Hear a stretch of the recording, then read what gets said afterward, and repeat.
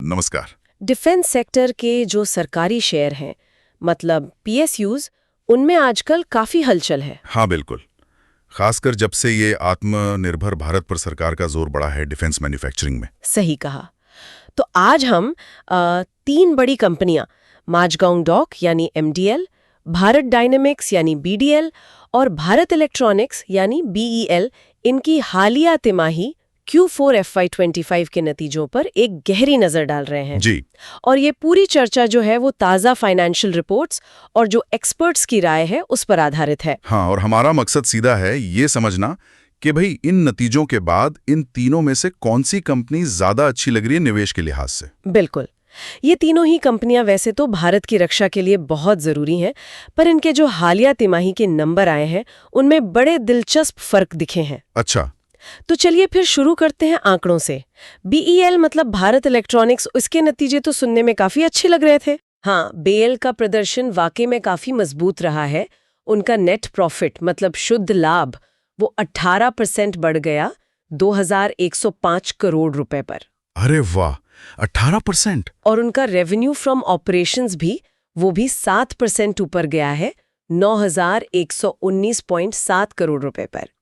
और सबसे अहम बात शायद उनकी ऑर्डर बुक है।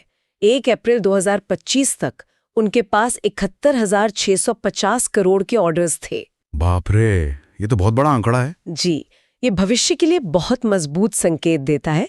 साथ में उन्होंने 0.90 प्रति शेयर का फाइनल डिविडेंड भी दिया है। तो ये मजबूती कहाँ से आ रही है, मतलब कोई खास वजह? देखिए, ज्यादातर ये उनके जो स्वदेशी रडार सिस्टम्स है और इलेक्ट्रॉनिक वॉरफेयर के जो इक्विपमेंट है उनके बढ़ते ऑर्डर्स से आ रही है।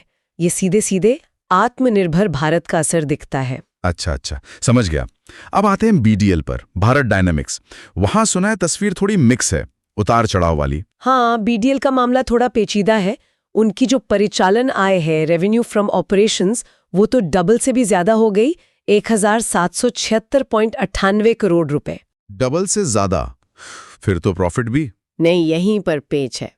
रेवेन्यू तो बढ़ा, पर उनका नेट प्रॉफिट 5.54% गिर गया, 272.77 करोड़ रुपए रह गया। ओह, ऐसा क्यों? मतलब रेवेन्यू बढ़ रहा है, प्रॉफिट घट रहा है? हाँ, ये सोचने वाली बात है।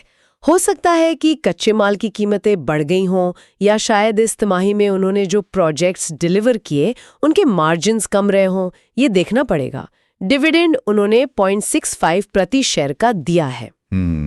और अब तीसरी company Mazagon dock ship builders, MDL, इनके आंकड़े तो क्या ये चिंता की बात है? मुनाफे में भारी गिरावट सुनाई दी। जी हाँ, एमडीएल का जो नेट प्रॉफिट है वो Q4 में 51% गिरा है, आधा हो गया, लगभग 325.3 करोड़ रुपए पर। 51%? हाँ, ये काफी बड़ी गिरावट है। हालांकि उनकी परिचालन आय लगभग फ्लैट रही, सिर्फ 2.3% की मामूली सी बढ़त हुई 3174.4 करोड़ रुपए पर। तो इसका क्या कारण हो सकता है? इसका एक कारण ये हो सकता है कि शिप बिल्डिंग में प्रोजेक्ट्स बहुत लंबे चलते हैं। जी। तो हो सकता है कुछ बड़े प्रोजेक्ट्स खत्म होने वाले हों और नए बड़े ऑर्डर्स का असर अभी इनकम में दिखना बाकी हो। ये साइक्लिकल होता है। अच्छा। लेकिन हाँ, डिविडेंड उन्होंने अच्छा दिया है, 2.71 रुपीस प्रति शेयर का। ओके, तो ये तो हो गए नंबर। अब एक्सपर्ट्स क्या कह रहे हैं फंडामेंटली, मतलब कंपनी की बुनियादी सेहत के हिसाब से कौन ज्यादा मजबूत दिख रहा है? देखिए, फंडामेंटल लिहाज से बात करें तो ज्यादातर विश्लेषक बीईएल को ही सबसे मजबूत मान रहे हैं। अच्छा, वजह?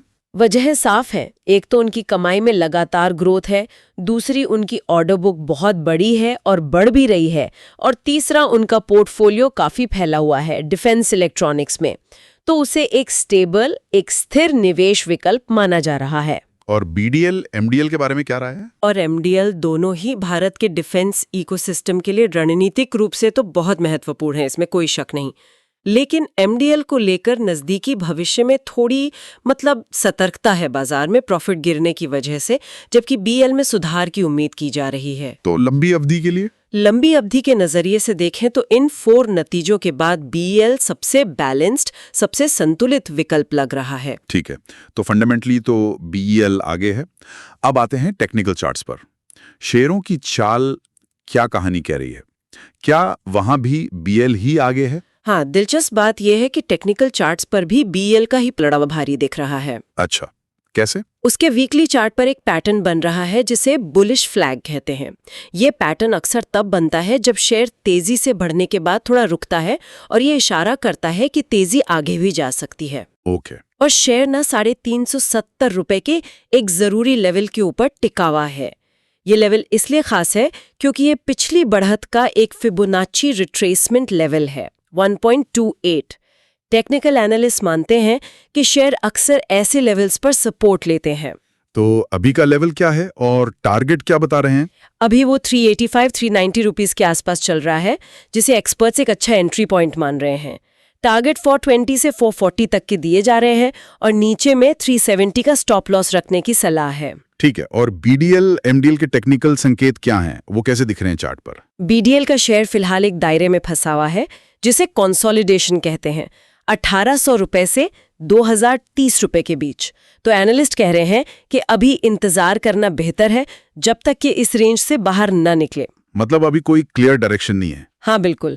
और MDL की बात करें तो टेक्निकल एक्सपर्ट्स का मानना है कि ये अपने पहले के जो टेक्निकल टारगेट्स थे 1.618 फिबोनाची एक्सटेंशन वहां तक पहुंच चुका है। तो मतलब अब और ऊपर जाने की गुंजाइश कम है। तत्काल मतलब शॉर्ट टर्म में शायद बड़ी तेजी की उम्मीद थोड़ी कम है, इसलिए ये अभी नई खरीदारी के लिए शायद सबसे अच्छा एंट्री पॉइंट न माना जाए। ये तो वाकई दिलचस्प है कि फंडामेंटल और टेक्निकल दोनों ही तरह के विश्लेषण एक ही तरफ यानी BEL की तरफ इशारा कर रहे हैं। हाँ, ये अक्सर देखने को नहीं मिलता। पर एक सवाल है, MDL का डिविडेंड तो काफी अच्छा है, ₹2.71। क्या ये चीज मतलब प्रॉफिट में गिरावट के बावजूद कुछ निवेशकों को ज्यादा आकर्षक नहीं लग सकती, जो सिर्फ डिविडेंड इनकम चाहते हैं? हाँ, ये बिल्कुल सही पॉइंट है। जो निवेशक खास तौर पर डिविडेंड इनकम पर फोकस करते हैं, उनके लिए MDL आकर्षक हो सकता है क्योंकि यील्ड अच्छी है। तो फिर? लेकिन अगर हम ओवरऑल पिक्चर देखें, कंपनी की फाइनेंशियल हेल्थ, भविष्य में कमाई की संभावना जो ऑर्डर बुक से पता चलती है, और टेक्निकल मजबूती, इन सब को मिलाकर देखें तो इन तीनों में इस समय BEL ज्यादा संतुलित नजर आता है। मतलब उसमें फंडामेंटल ताकत भी है और पॉजिटिव टेक्निकल संकेत भी। बिल्कुल, दोनों का मेल है। तो सार ये निकला कि हमारी इस पूरी पड़ताल के आधार पर Q4 नतीजों के बाद BEL सबसे मजबूत खिलाड़ी के तौर पर उभर रहा है। हाँ, ऐसा कहा जा सकता है। वो अलग अलग तरह के निवेशकों के लिए एक बैलेंस्ड प्रोपोजिशन दे रहा है।